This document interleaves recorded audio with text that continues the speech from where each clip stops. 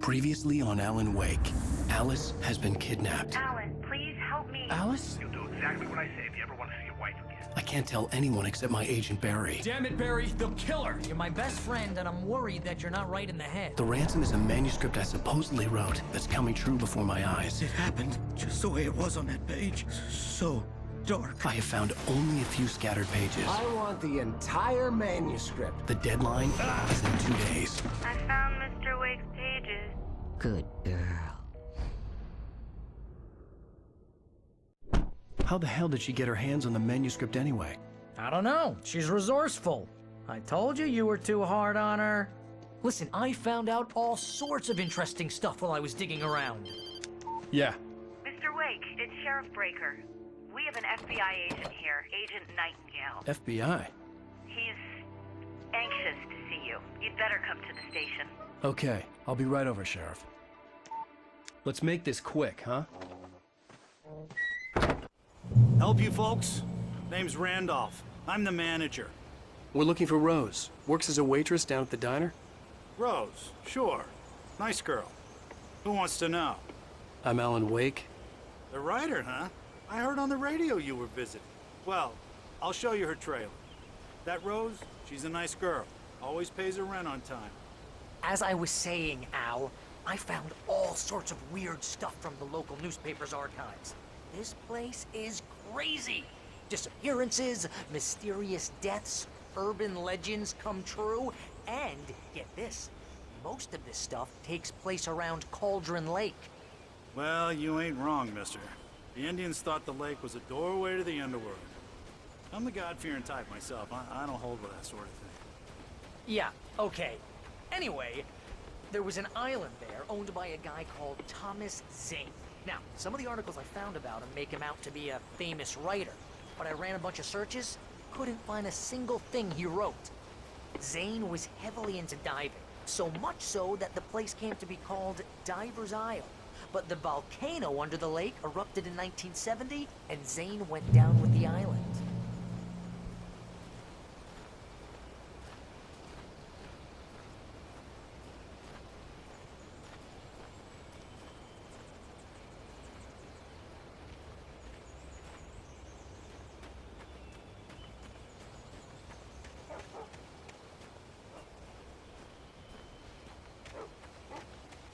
Come on, mister. I'll take you to Rose's trailer.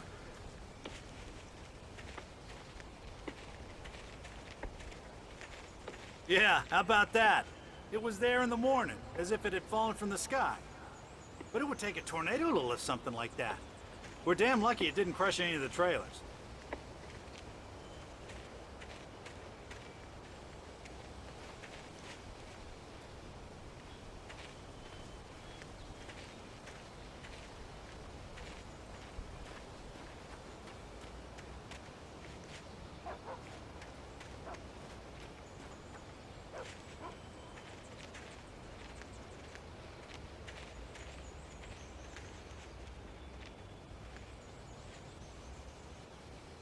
It gets better. A local girl, Barbara Jagger, drowned in Cauldron Lake just a week earlier. They were lovers. Sure, Jagger's a local spook store. The Scratchin' Hag. Comes for you in the dark. Childish stuff like that. Anyway, Al, I'm just getting to the best part. All of the articles about this stuff were written by Cynthia Weaver. I asked around, and she's that crazy bag lady you met. What, the lamp lady? She can be a little loopy, but she's not homeless or anything.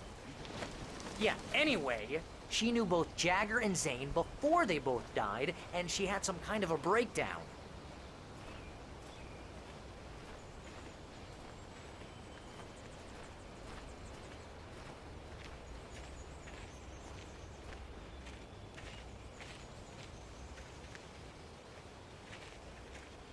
Well, mister, this here's Rose's trailer. You mind me asking what you want with her? We're just here to talk to her, pal.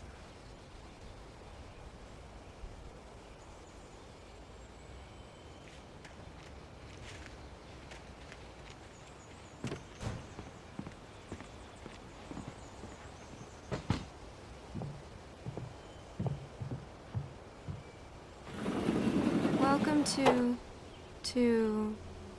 Oh dear, Mr. Wake. I'm so glad you're here. Rose, you have my manuscript? Oh. Oh yes. Yes. Please, come in.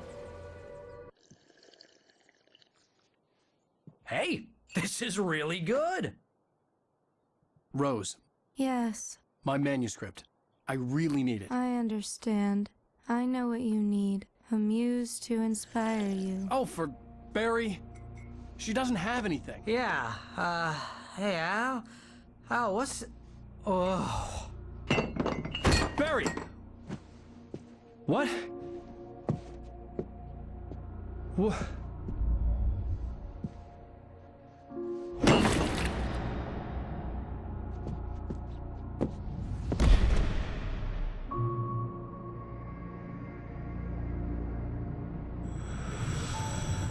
It's coming for you, hiding in my barber's skin.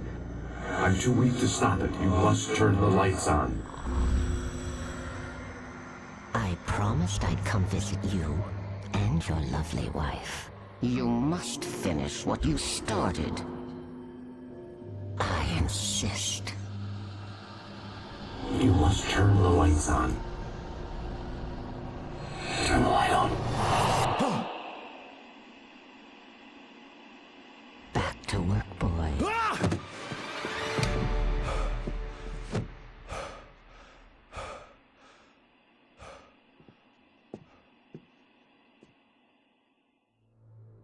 I felt nauseous, hungover. Only anger kept me going.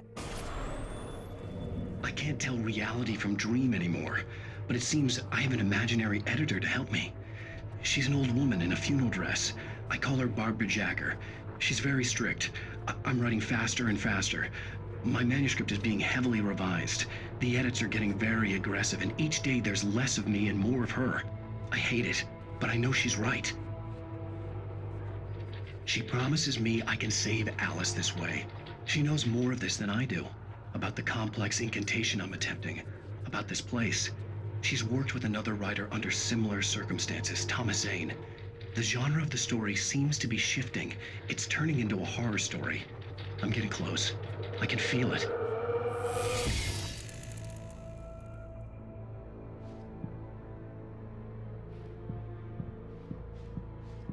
Rose took a day from me. I had less than 12 hours left to meet the kidnapper. All I could do was get Barry into the car, work something out once I got on the road. Welcome to the Oh Dear Diner. What can I get you today? Coffee?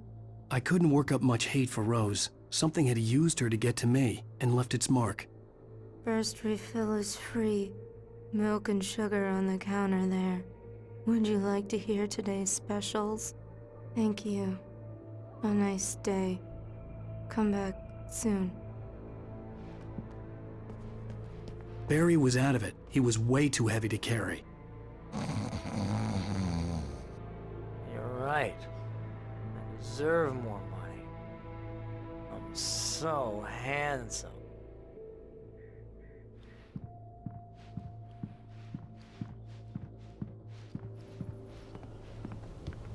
My gun and flashlight were gone.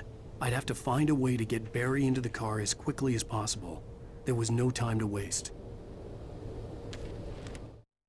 Mr. Randolph liked Rose. That little smile she had. How she was still sweet when life had tried so hard to make her bitter. It wasn't any of his business what she did in her trailer. But those strangers, the writer and his smart-ass sidekick, looked like trouble. And they'd been in there for hours, way past her normal bedtime. He reached for the phone and called the sheriff's station.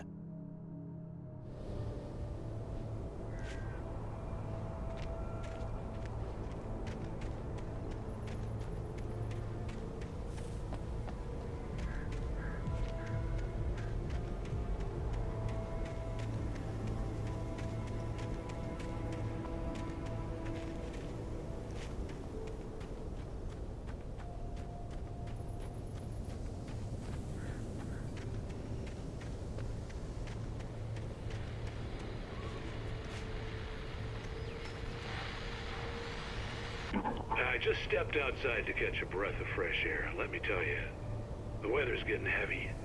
Nights like this make me especially glad I'm here talking to you and not home in bed. Once the weather takes a turn like this, I can't sleep at all. It's all tangled bed sheets and dark thoughts, punctuated by the occasional plunge into nightmare. Is it just me? Well, perhaps it is. But I hope I can make the night a little bit easier to get through. Caller, you're on KBF FM. Hey, Pat, it's Walt Snyder. What's on your mind, Walt? Well, I am the way you are, but, well, I can't sleep either, you know? I just been staring out the window here, trying to make sense of it all, but, I ain't been drinking either, you know? I just... Well, you sound like a man with a problem, Walt. Yeah, I had a, argument with Danny, and, then I got in trouble with the law, and, I'm just, well... I heard something like that, Walt. Yeah, well, Danny's my best friend, and, they let me on bail today, and now I'm just alone here at the window, waiting. Man, and there's something in the air tonight, man.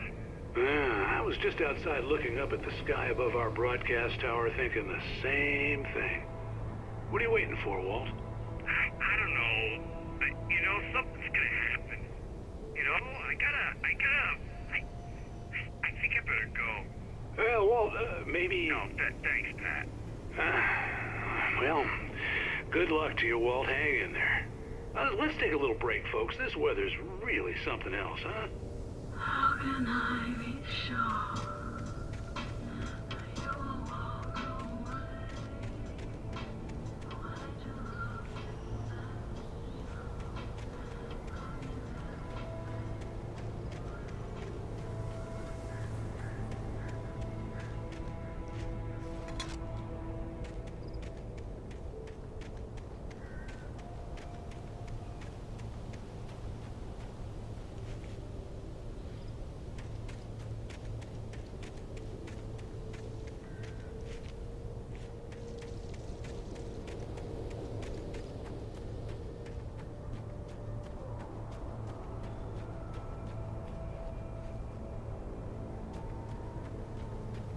Oh, you're gonna get it now. God knows what you've done to that poor girl. This is Agent Nightingale, FBI! Get him up, Hemingway! You're under arrest! You move a muscle, I'll unload right in your goddamn face! Stay right where you are, Spillane!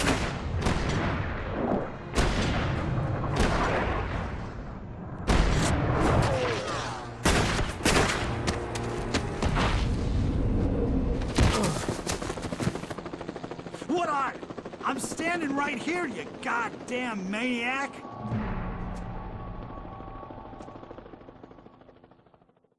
I hated to leave Barry behind, but there was no way I'd miss my appointment with the kidnapper. Give it up, Mr. Wake! Come on! Take it easy on him! Don't let him get away! Move it! Move it! Move it! Let him get away!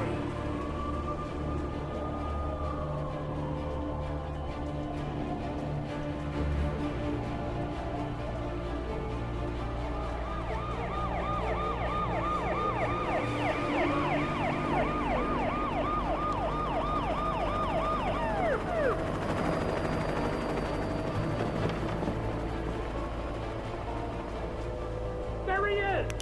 There he goes! Okay, men, keep your eyes peeled. He's gonna try to make it through here.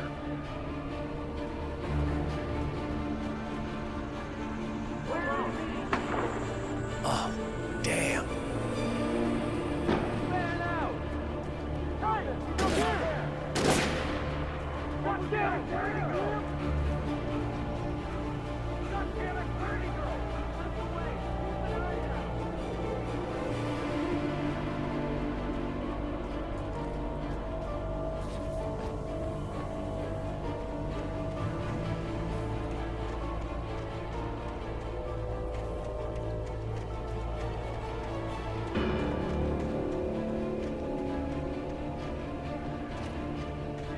Come on, guys. We need to head him off. For decades, the darkness that wore Barbara Jagger's skin slept fitfully in the dark place that was its home and prison. It was hungry and in pain. It dreamed of its nights of glory when the poet's writing had called it from the depths and given it a brief, terrible taste of power and freedom. The rock stars had stirred it from the deep sleep the poet had sunk it back to in the end. When it sensed the writer on the ferry, it opened its eyes.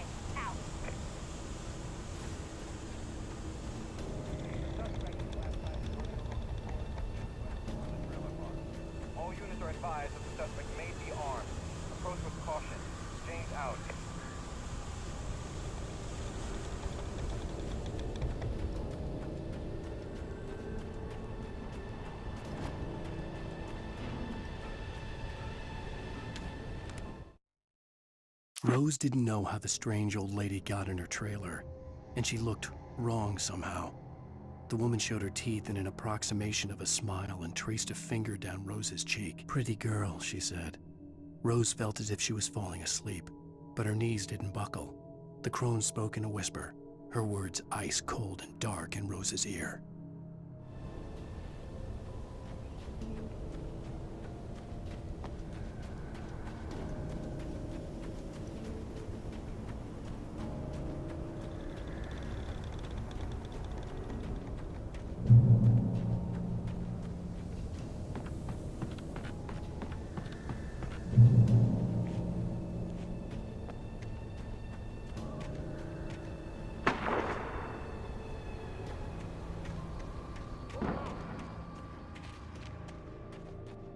Search the area.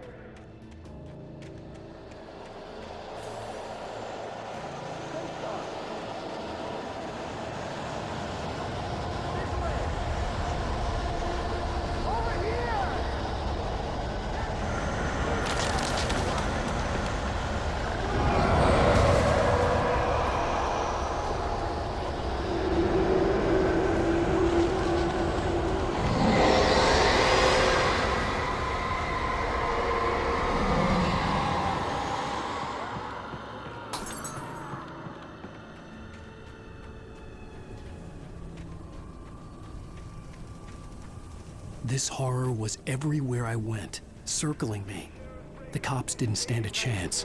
They were after a writer, not a monster.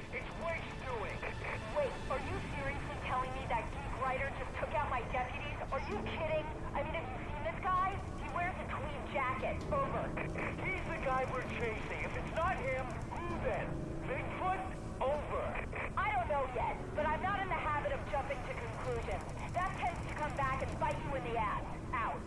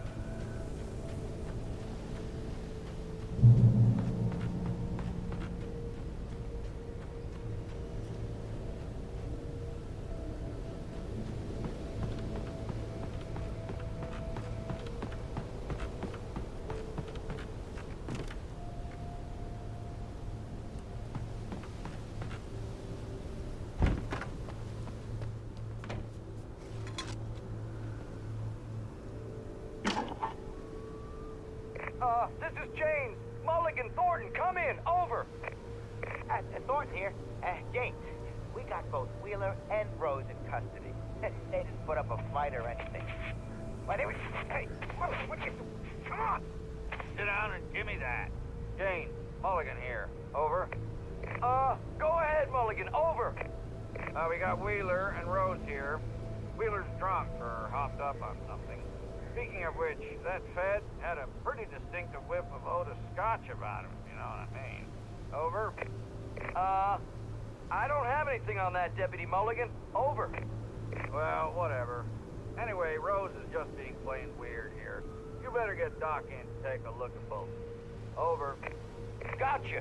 You better get them here quickly. The, Fed's gonna want to interview Wheeler. Over. Oh, yeah, I'll bet he does. Looks like they have a lot in common. Mulligan out.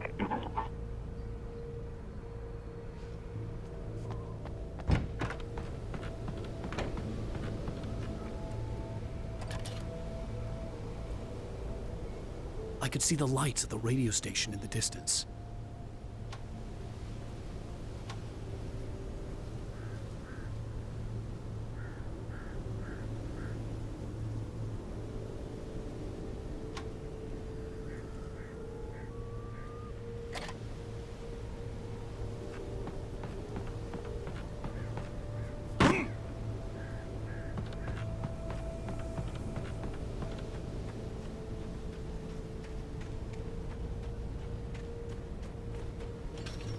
I imagined that the broadcast tower in the distance was part of the local radio station. Maine seemed like a decent guy. Perhaps he could give me directions to the coal mine.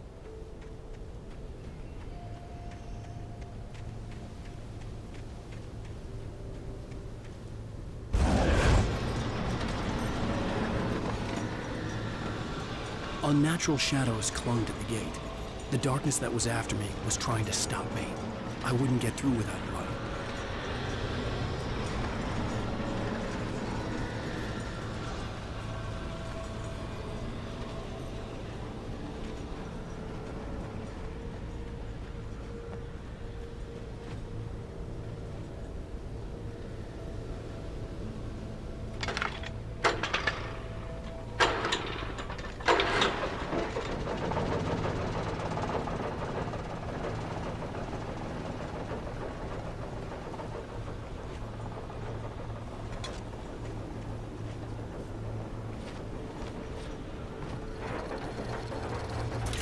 The old generator conked out.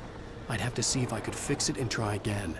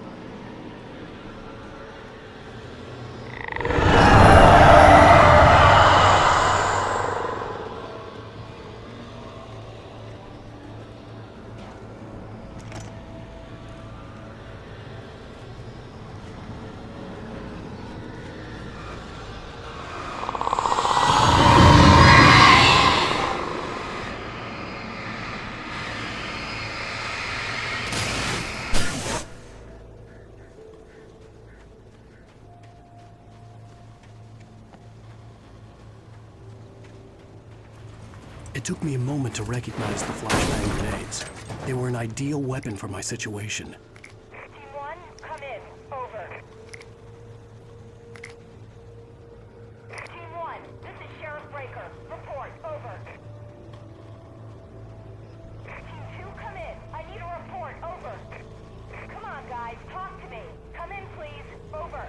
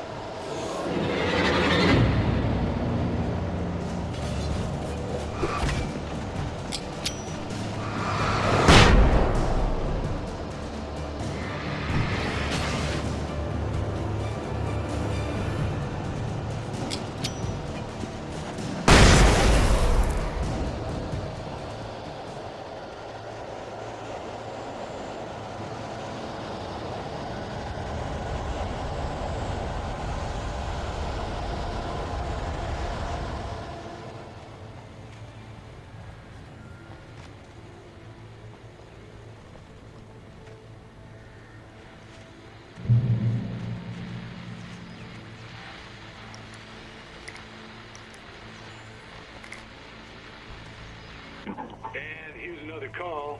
You're on KBF-FM with Pat Maine. It's Milt Peabody, Pat.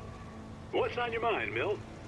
Well, I live near the trailer park, Pat, and there's a big ruckus going on over there. Well, that's just up the road from me, too. What's going on, do you know? I don't know, but there's a bunch of police cars there, lots of sirens, a helicopter buzzing around, and I think I heard some gunshots. Gunshots? Yes, sir, like from a pistol. So can you find out what's going on? Because it's just next door and they're popping off guns there. They're still shooting? No, it was maybe 10, 15 minutes ago. It sounds serious, Pat. I'm telling you, it don't sound like no party. I'm certainly going to give the station a call, Milt. Okay. You'll hear it here as soon as I hear from them. Okay, thanks.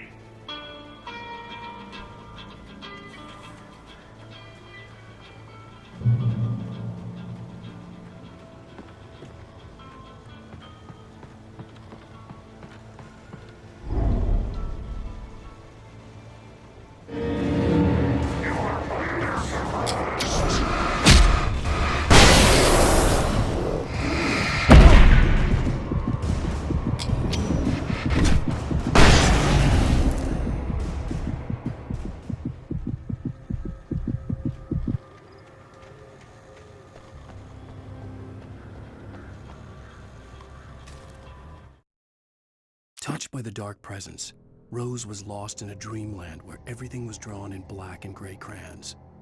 The old lady had promised her that all her wishes would come true. She would be Alan Wake's muse. She was smiling so hard it hurt her face. She crushed a bottle full of sleeping pills into the coffee. Deep down inside, she was screaming in terror.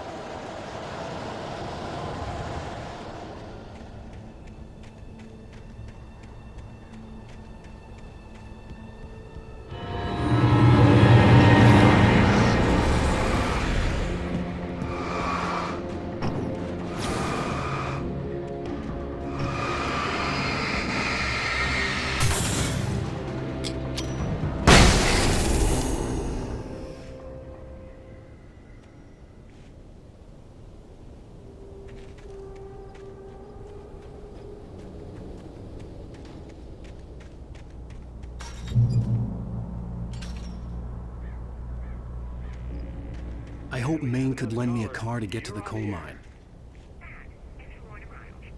Oh, why, hello, Lorna. What do you have for us? Well, I just don't see why the cops bothered with the trailer park. What do you mean? It's a trailer park. Of course you're going to have trouble in a place like that. I mean, what do you expect? The sheriff should be helping us normal citizens instead of wasting resources on those people. Well, Let the try to sort themselves out. I'm sorry, but my granddaddy settled in Bright Falls in 1911. well, thank you very much for that compassionate viewpoint, Lorna. How can I be sure?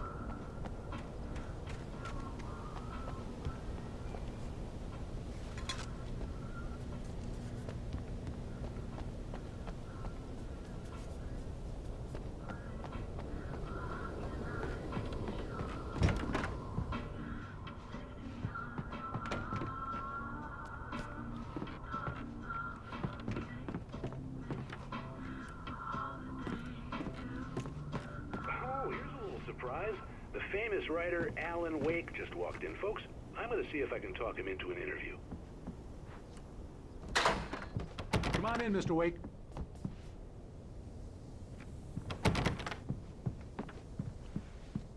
I'm so glad you could find the time to do this, Mr. Wake. Nowhere to run now, Dan Brown. You back away from me. Don't hurt it. Whoa. Everyone calm down. Put the gun down. We're all friends here, right? Cool your jets, Nightingale. We got him. Judas Priest! What the hell's the matter with you? There's a civilian in there.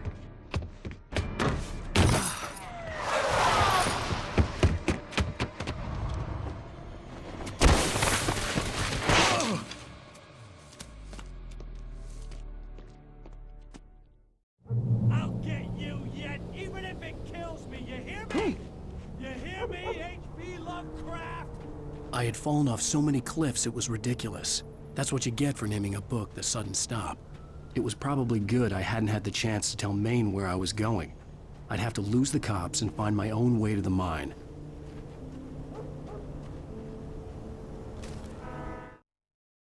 Nightingale stared through the broken studio window into the dark woods. He turned around, started to walk out, but Maine grabbed his arm. "Young man, you almost shot me. You don't shoot off rounds at people like that. What's the matter with you?" Nightingale shook his arm free, marched out. His cheeks burned with rage and humiliation.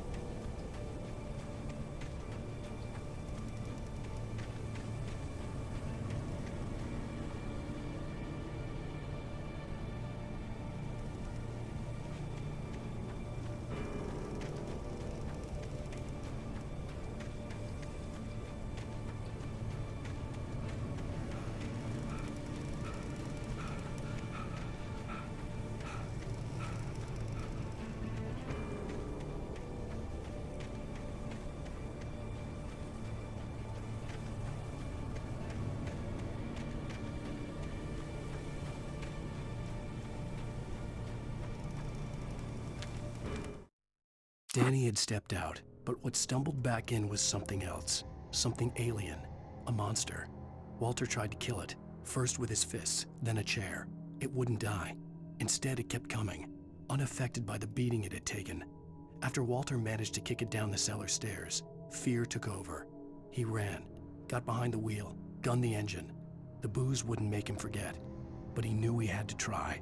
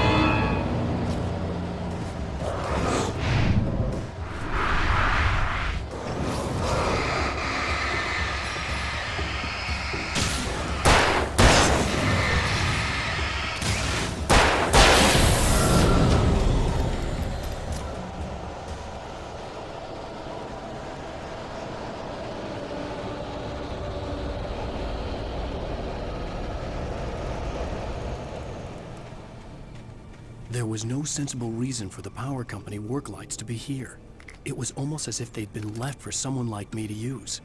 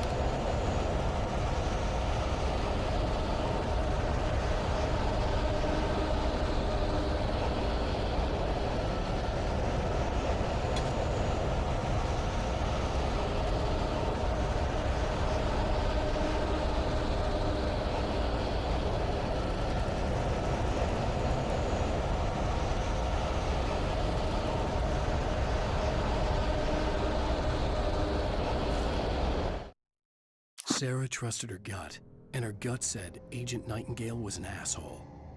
He felt wrong, and it wasn't just the smell of stale booze. It was in the way he flashed his badge, pulled rank, the look in his eyes when he wanted answers. Where was Alan Wake? What was this about an accident? Where was his wife? And most importantly, why did she let Wake go? He wouldn't answer her questions. Federal business was all he'd say.